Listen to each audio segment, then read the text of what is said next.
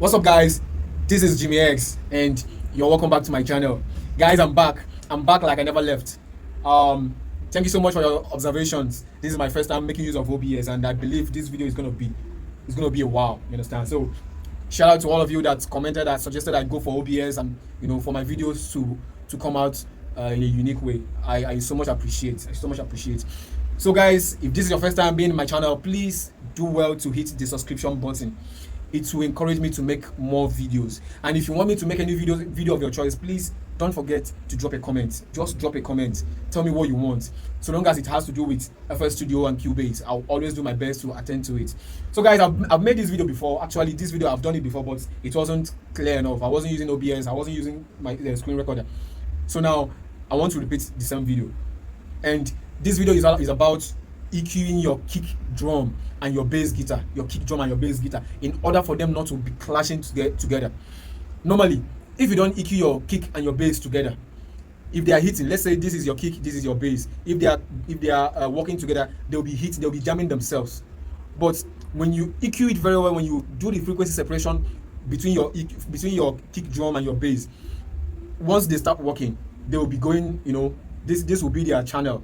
They won't have any reason to fight for themselves in the same frequency, because normally the kick and the bass, they're always on the same frequency. So this video is going to help you to understand the best way to separate your kick from your bass. You understand? So guys, without wasting much of our time, let's dive into the video. So without wasting much of our time, let's jump into it. I always love jumping. I love diving. So this is the kick and this is my bass.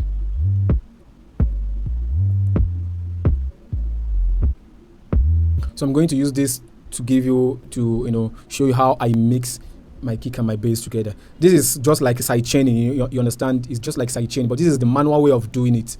And trust me, this is the best way to do it. This is just the best way to do it. You won't see any of this particular tutorial. You will not see it on the internet. It's only on my channel that you see it, because the idea came within me. When you are used to your production skills, when you're always producing, trying new things out, ideas will come in. So that was how I got this idea. I decided to check it out. But trust me, this has been my way of mixing my kick and my bass in all my beats, and it will make your beats to sound heavy, punchy, clear. No frequency fight or clashing, because the kick and the bass always sit almost at the same frequencies. So this video will help you to understand how to separate the kick and the bass without them fighting themselves in the mix. So now this is the 808. This is my 808. You can work on 808 on your bass guitar. You understand? So this is my 808. And again, before you do this, make sure that you've tweaked your kick. You've compressed, you've EQ'd your kick and your bass the way you want them to sound. Make sure that you've done all that before going into this. This should be the last thing that you always do. You understand? So I don't want this video to be so long. So I'll just dive into it. Let's assume that you've mixed your kick, you've mixed your bars or your 808. So now this should be the last thing to do. There are two EQs that you're going to do here: the additive and the subtractive EQ. The additive EQ and subtractive EQ. So first of all, the additive EQ. Let's go for the kick first. The additive EQ is just for you to discover where the kick is hitting harder. You understand? Just look for that spot that the kick is hitting harder. This is 70 hertz. This is the more bassy and punchy part of it, 70 hertz. Then for me, I love boosting the stony part of it. I call this side, this particular frequency, I call it the stony part of my kick or my bass, the stony, because it hits harder. I think let's make use of you can make use of any EQ, but let's make use of Pro Q3, so that if you're with your earphone, you hear it very well. You understand what I'm doing.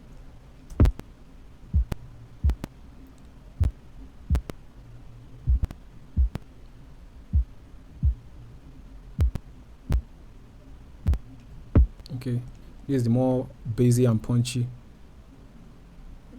part of the EQ, part of the kick. So 68.424. So I will also boost the stony part of it. I call this place the stony part of it because it's like stone.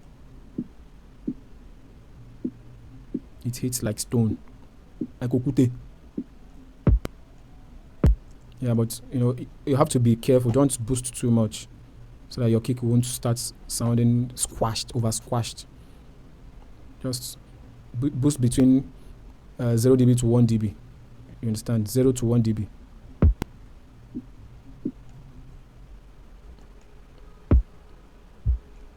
Okay.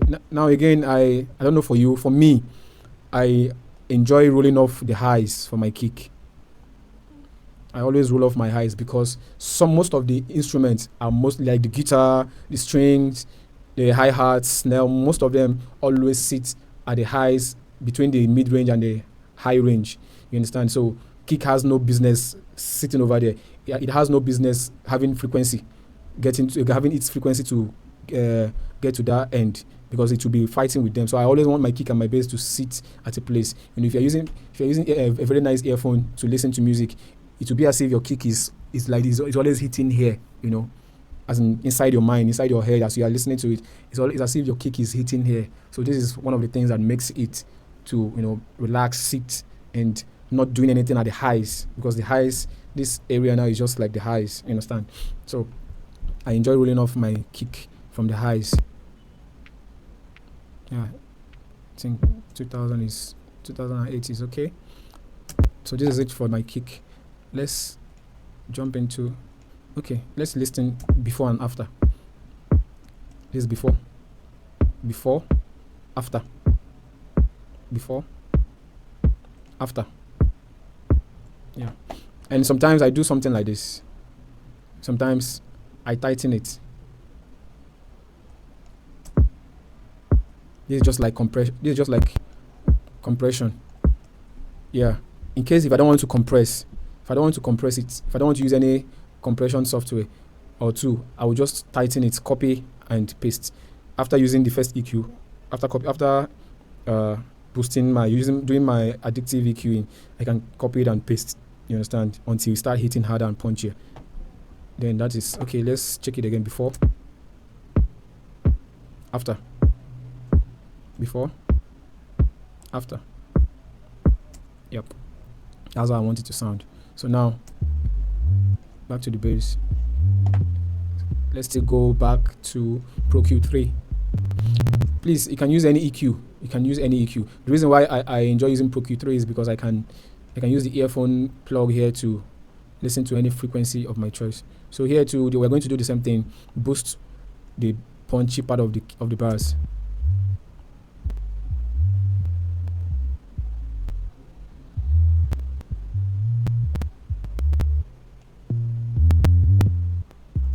Okay. I need more of those frequencies there.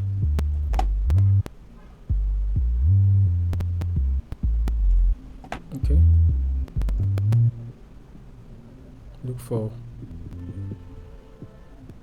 some auxiliary hard frequencies too, and boosts. Please make sure that you're taking note of whatever we are doing here. Okay. Then roll off some of the highs. The bass has no business with the highs. You understand? This is perfect.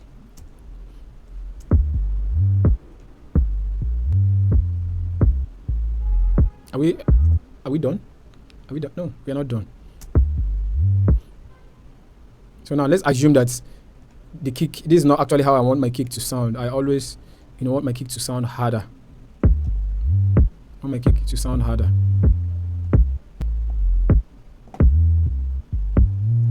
Yeah, okay.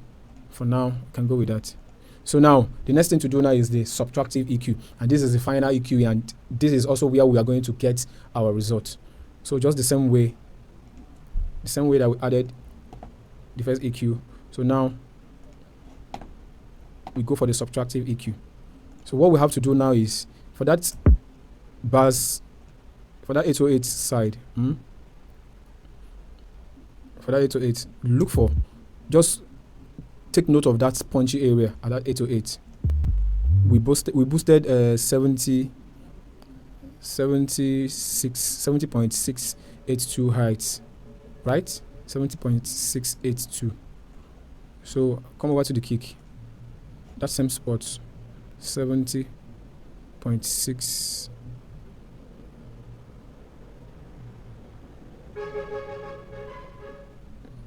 Okay, stay now. 70.682.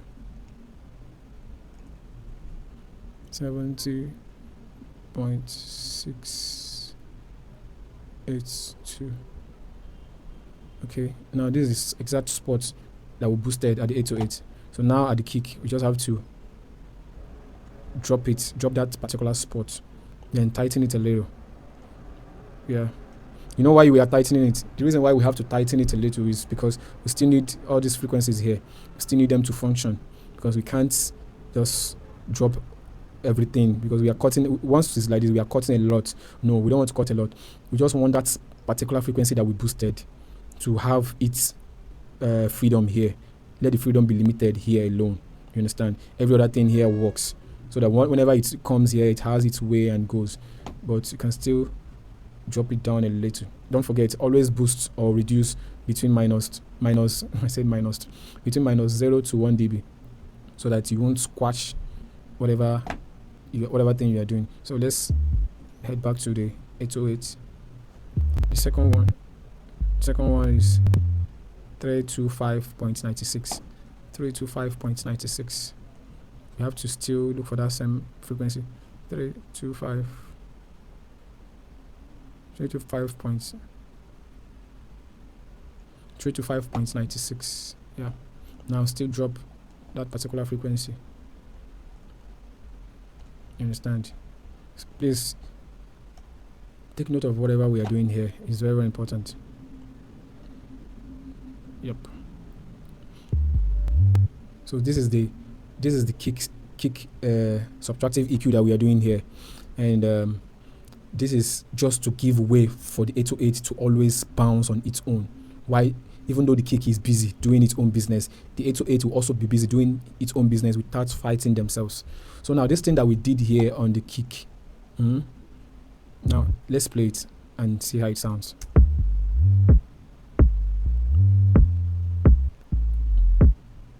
Yeah, this is very well. This is very nice. Now, if you noticed, the 808 is now sounding perfect. Like it's sounding very well, very nice, very alone. Abi, it's just standing alone now. Yeah, it's so standing alone. But the kick is not. The kick is like struggling. The kick is struggling to survive.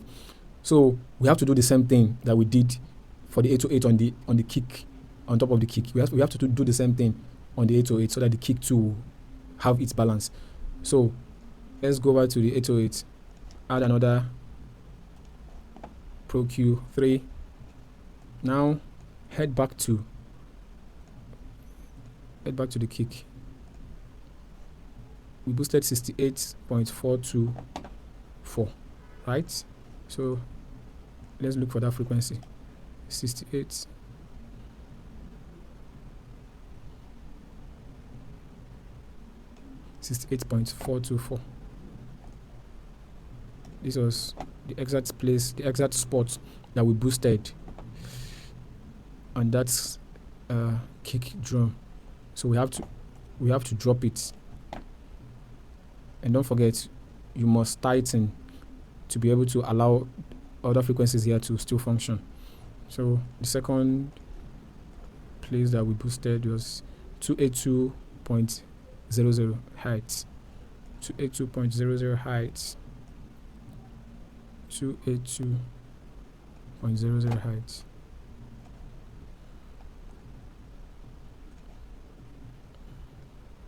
Yep, still drop it a little to give more room. All right, this is good. So now we are done with the EQing. Please, if you're just joining me now, or if you've gotten to this extent in this video, please do well. It means that you are enjoying the classes. Please just do well to click on the subscription button, click on the notification bell, so that whenever I do videos like this, you will be the first to get it. Yes, you will not miss out. And also, please like drop your comments, tell me whatever you think. If you are enjoying the video, tell me. It will encourage me to do more of this. And if you want me to do any video of your choice, please don't hesitate to just drop the comment. Tell me whatever you want. I'll do my best to try it and, you know, post it here. So guys, don't forget we learn every day, so nobody's perfect. So guys, let's now listen to what we've done so far. You can just save it. Yeah, always save your project.